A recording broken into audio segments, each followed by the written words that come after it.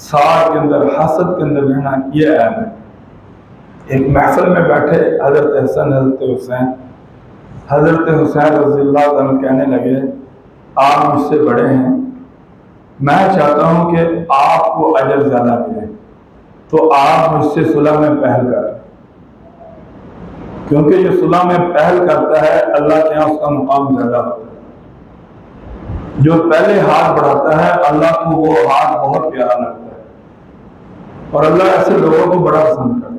میں یہ بات پڑھی، میں حیران رہ گیا، کہا کہ آپ بڑے ہیں، میں چاہتا ہوں کہ آپ بڑے رہیں، آپ اجر میں بھی مجھ سے بڑے رہیں، آپ پہل کریں مجھ سے صلح میں، ورنہ میں کرنے لگا ہوں۔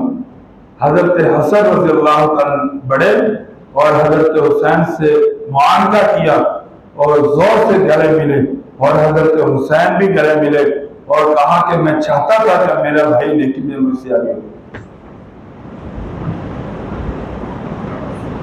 میرے بھائیو، یہ ہے زندگی حضرت حسین رضی اللہ عنہ۔